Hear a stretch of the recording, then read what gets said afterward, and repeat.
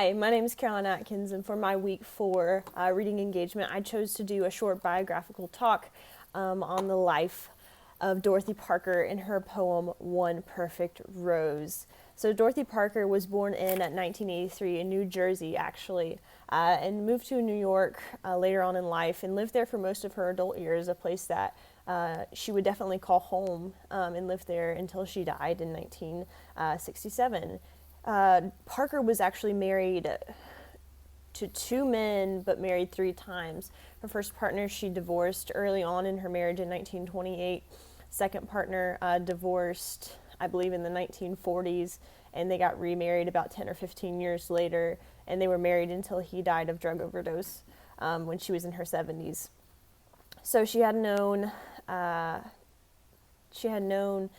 the difficultness of narrating and walking through and trying to guide through this marital relationship a couple of times. And obviously Parker was not a Christian. She was actually on the Hollywood blacklist, which means that she actually believed in communistic ideals, and that was a very big no-no during that time, and they created what was called the Hollywood blacklist.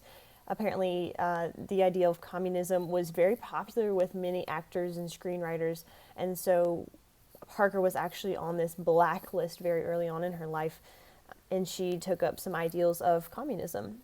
Fun fact. So she wrote One Perfect Rose in 1926, very early on in her career.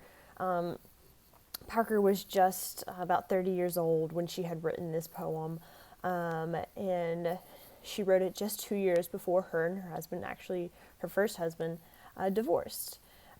So very tragic, but yes, her and her first husband did divorce. They did not get back together. She married her other husband years later. So she was writing this poem during a time where I'm sure just 2 years before she was divorced, was feeling very depressed and very lonely in her marriage, which eventually led to the break off or the divorce of her and her husband. So as we read One Perfect Rose, it reads like this. A single flower he sent me since we met. All tenderly his messenger he chose. Deep-hearted, pure, with scented dew still wet, one perfect rose. I knew the language of the floweret. My fragile leaves, it said, his heart enclose. Love long has taken for his amulet one perfect rose. Why is it that no one ever sent me yet one perfect limousine? Do you suppose? I know. It's always just my luck to get one perfect rose. So here Parker is expressing her struggle in her desire for a deeper relationship, but she only ever receives this one perfect rose, which is obviously a symbol for love that she receives from men. So she's saying, during the first stanza, he sent me this flower, it was beautiful, all tenderly he chose this message, deep-hearted and pure, this one beautiful rose.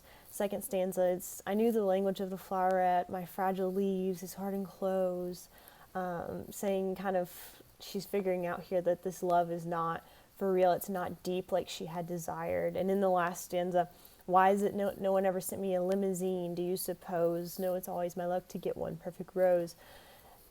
Parker's not necessarily wanting a limousine in her relationship. She didn't divorce her first husband because she wanted a limousine. It's because she didn't feel that super deep connection, that super deep love from her first husband. So she's reflecting that almost in her poetry writing. Why is it always I get one perfect rose that lasts for such a short amount of time? It's beautiful at first, just like a relationship, but later on and down the road, it just dissipates. And this was the struggle that she was dealing with during this time of her life. Was she was dealing with this first marriage she's ever been in.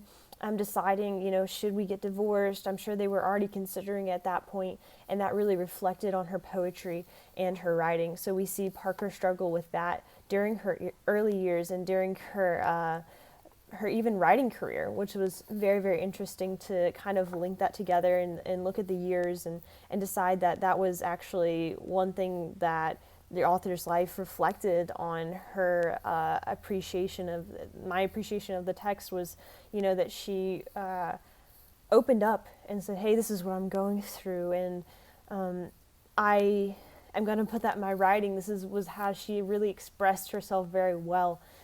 So she very early on was able to kind of determine how she was feeling in her relationship by writing this poem, One Perfect Rose.